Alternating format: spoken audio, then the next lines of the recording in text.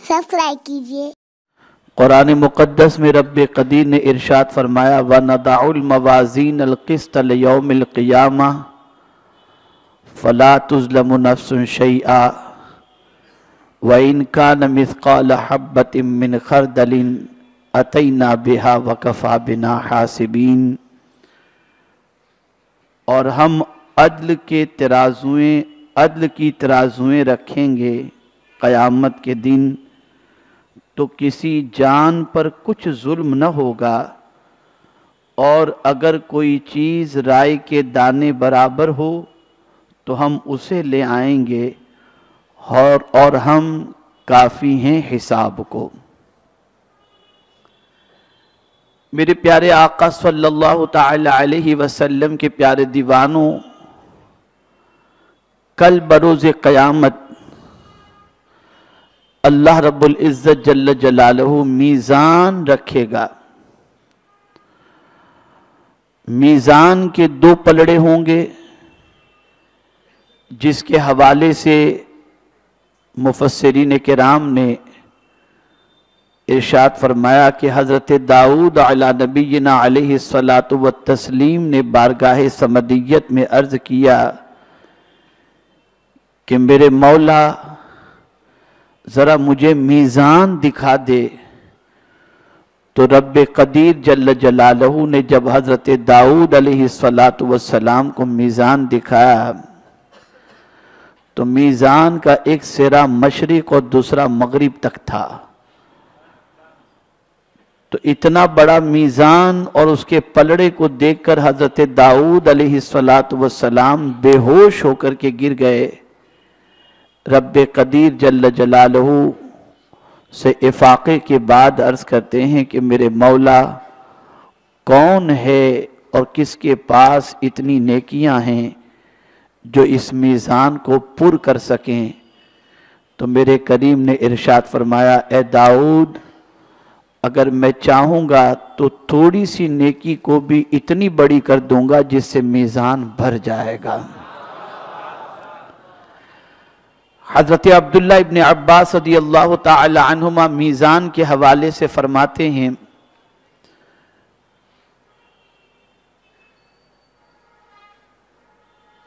कि मीज़ान हज़रत जिब्रील अमीन अलैहिस्सलातु व तस्लीम के हाथ में होगा, और उसके दो पलड़े होंगे, और ज़बान की तरह मीज़ान की डंडी होगी और दोनों जानिब पलड़े होंगे, और हज़रत जिब्रील अमीन अलैहिस्सलातु व तस्लीम उस मीज़ान को थामे होंगे। एक रिवायत ये भी मिलती है कि मीज़ान पुल सिरात पर होगा। मेरे प्यारे आका सल्लल्लाहु ताला अलैहि वसल्लम के प्यारे दीवानों, चूँकि आला हज़रत अज़ीमुल बरकत इमाम इश्क़ व मोहब्बत ने जो तर्जमा किया है मवाज़ीन का, उसे तराज़ुएँ आला हज़रत ने मुराद दी। तो सवाल ये पैदा होता है कि कई तराज़ुएँ होंगी या एक ही तराज़ू होगा। तो मुफस्सिरीन के अक़वाल हैं इस सिलसिले में। बाज़ मुफस्सिरीन, ज़्यादातर मुफस्सिरीन इस बात की तरफ गए हैं कि ताज़ीम के लिए ये जमा का सिगा आया, जमा का लफ्ज़ आया है, वरना हकीकत ये है कि मीज़ान एक ही है। और बाज़ मुफस्सिरीन ने कहा कि जैसे आमाल होंगे वैसी तराज़ुएँ होंगी और उसी के मुताबिक तोला जाएगा। जिस तरीके से दुनिया में मुख्तलिफ चीज़ों के तोलने के लिए मुख्तलिफ मीज़ान होते हैं, जैसे सोना तोलना है तो उसका मीज़ान जुदा होता है, अनाज तोलना है तो उसका मीज़ान जुदा होता है, कपड़े की गठड़ियाँ तोलना है तो उसका मीज़ान जुदा होता है, ऐसे क़यामत में कई मीज़ान होंगे। और बाज़ मुफस्सिरीन ये फरमाते हैं कि एक ही मीज़ान होगा। मेरे प्यारे आका सल्लल्लाहु ताला अलैहि वसल्लम के प्यारे दीवानों, बहरहाल क़यामत के दिन जो मीज़ान होगा उसके लिए मेरे करीम ने जिस लफ्ज़ का इंतखाब फरमाया कि वो मीज़ान जो है वो कैसा होगा और किस तरह से होगा, तो कुरान ने उसके साथ एक सिफत लगा दी, वनदउल मवाज़ीनल क़िस्त। عدل، وہ جو میزان ہوگا وہ عدل کا ہوگا۔ یہاں تو آدمی کیا ہے کہ میزان کے نیچے کوئی وزن رکھ دیتا ہے، مال تولنے کے ٹائم پہ آپ دیکھو تو ادھر آلہ ایک پلڑے کے اندر 1 کلو کا ہے اور دوسرے پلڑے کے اندر نیچے 100 گرام کا لگا ہے، اور آدمی مال تولتا ہے تو 900 گرام نکلتا ہے۔ تو قیامت میں ایسا نہیں ہوگا، جو میزان ہوگا وہ عدل کا میزان ہوگا، اور وہاں رائی کے دانے کے برابر بھی کسی کے ساتھ زیادتی نہیں ہوگی۔ میرے پیارے آقا صلی اللہ تعالی علیہ وسلم کے پیارے دیوانوں، میزان قیامت میں رکھا جائے گا اور میزان پر اعمال تولے جائیں گے۔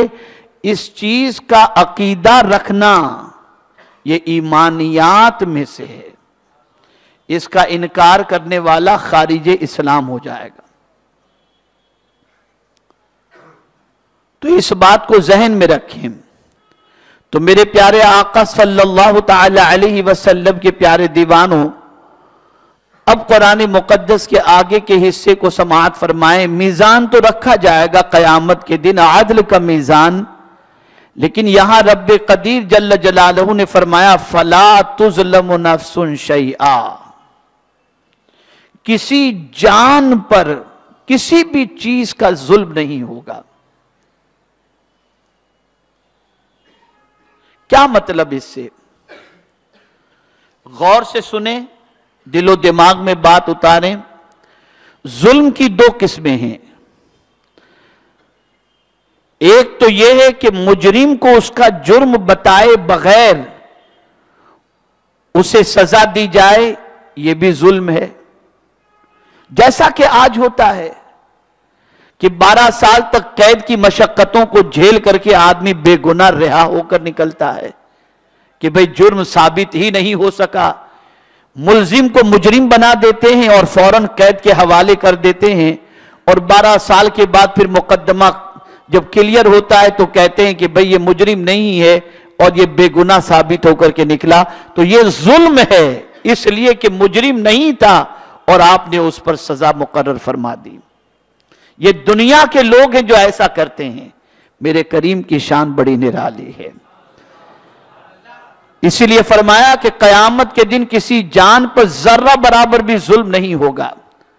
ظلم کی دوسری قسم یہ ہے کہ جرم چھوٹا ہے اور سزا بڑی دی جائے، یہ بھی ایک قسم کا ظلم ہے۔ قیامت میں ایسا نہیں ہوگا، جتنا ظلم ہوگا اسی کے مطابق اللہ عز و جل قیامت میں اپنی شان کے مطابق فیصلہ فرمائے گا۔ وہ چاہے تو معاف فرما دے اور چاہے تو سزا عطا فرما دے۔ تو کسی جان پر قیامت کے دن ظلم نہیں ہوگا۔ اور پھر پروردگار فرماتا ہے وَإِن كَانَ مِثْقَالَ حَبَّةٍ مِّنْ خَرْدَلٍ، اگر ذرے کے برابر بھی کسی کی نیکی یا گناہ ہوں گے، ذرے کے برابر بھی، اتینا بہا، ہم اس کو لائیں گے۔ یعنی کل بروز قیامت دنیا میں بندے نے ذرہ کے ذرہ برابر بھی نیکی کی ہوگی یا ذرہ برابر بھی گناہ کیا ہوگا، تو میرا کریم اس ذرہ برابر گناہ کو بھی اس کے سامنے پیش کرے گا اور نیکی کو بھی اس کے سامنے پیش کرے گا، جیسا کہ سورہ زلزال کے اندر میرے کریم نے فرمایا فَمَنْ يَعْمَلْ مِثْقَالَ ذَرَّةٍ خَيْرًا يَرَهُ وَمَنْ يَعْمَلْ مِثْقَالَ ذَرَّةٍ شَرًّا يَرَهُ۔ ذرے کے برابر بھی جو نیکی کرے گا اسے اس کی نیکی دکھائی جائے گی، اور ذرے کے برابر بھی جو شر کرے گا، گناہ کرے گا، اسے اس کا گناہ کل بروز قیامت دکھایا جائے گا۔ میرے پیارے آقا صلی اللہ علیہ وسلم کے پیارے دیوانوں، اب ایک سوال پیدا ہوتا ہے۔ معتزلہ نے یہ سوال کیا کہ جب اللہ کے علم میں ساری باتیں موجود ہیں کہ کس کا عمل کیسا ہے اور کس کی نیکیاں زیادہ ہیں یا کس کے گناہ زیادہ ہیں، تو پھر میزان کی ضرورت ہی کیا ہے؟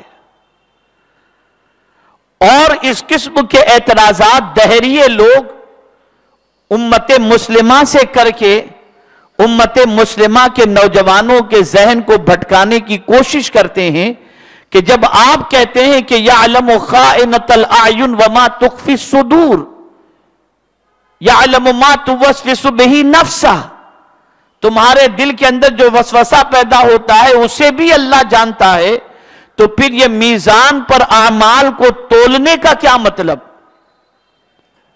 جب اسے معلوم ہے تو ڈائریکٹ بغیر تولے ہوئے بھی جس کی نیکیاں زیادہ ہوں اسے جنت میں داخل کر دیا جائے اور جس کے گناہ زیادہ ہوں اسے جہنم میں داخل کر دیا جائے۔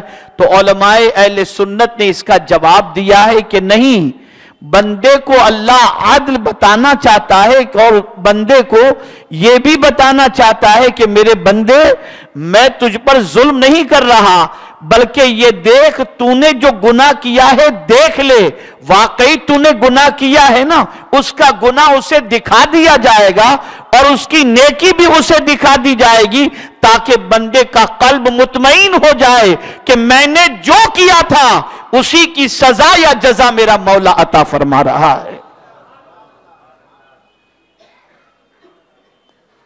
یہاں سے ایک بات سمجھ میں آئی کہ میرے پیارے آقا صلی اللہ تعالی علیہ وسلم کے پیارے دیوانوں، ذرہ برابر بھی نیکی اور ذرہ برابر بھی گناہ کو ہلکا نہیں سمجھنا چاہیے۔ بہت سارے لوگ کہتے ہیں کہ انگوٹھا چومنا مستحب ہے۔ ارے بھائی، مستحب پر ثواب تو ملتا ہے نا، اس کا اجر تو قیامت میں اللہ عطا فرمائے گا ہی۔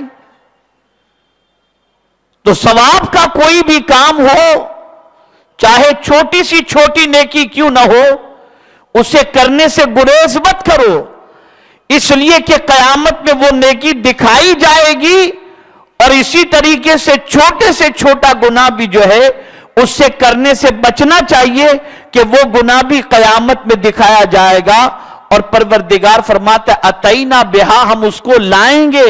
اللہ اکبر۔ اور پھر میرے پیارے آقا صلی اللہ علیہ وسلم کے پیارے دیوانوں، جو بعد کی بات قرآن نے فرمائی ہے وہ انسان کے لیے بڑی سخت ترین اور انسان کے لیے بہت ہی غور کرنے کے لائق ہے۔ میرے کریم نے فرمایا وَقَفَا بِنَا حَاسِبِينَ، اور ہم کافی ہیں حساب کے لیے۔ یعنی قیامت کے دن بندے کا حساب کوئی اور نہیں لے گا، اللہ رب العزت جل جلالہ لے گا، اور رب فرماتا ہے کہ حساب کے لیے ہم کافی ہیں، ہم کافی ہیں حساب کے لیے۔ یا اللہ، بے حساب تیری مخلوق اور تنہا تو اس کا حساب لے گا۔ تو میرے پیارے آقا صلی اللہ علیہ وسلم کے پیارے دیوانوں، قرآن کا یہ فرمان بالکل حق ہے، وَقَفَا بِنَا حَاسِبِينَ، حساب لینے کے لیے ہم کافی ہیں۔ یہاں سے یہ بات سمجھ لینا چاہیے کہ میرا مولا حساب لے گا، اسی کو سوچ کر اولیاء کرام لرز جاتے، اسی کو سوچ کر اولیاء کرام کانپ جاتے، اس لیے کہ پروردگار اگر حساب لے تو کسی کی کوئی چیز اس سے چھپ نہیں سکتی۔ عام انسان اگر کوئی حساب لے تو آپ اس سے اپنی چیزیں چھپا سکتے ہیں، مولا سے کوئی چیز چھپ نہیں سکتی۔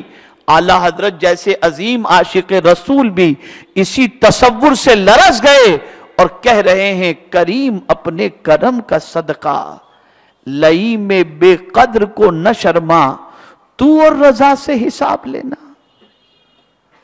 رضا بھی کوئی حساب میں ہے۔ ہماری ویڈیو کو لائک شیئر ضرور کریے۔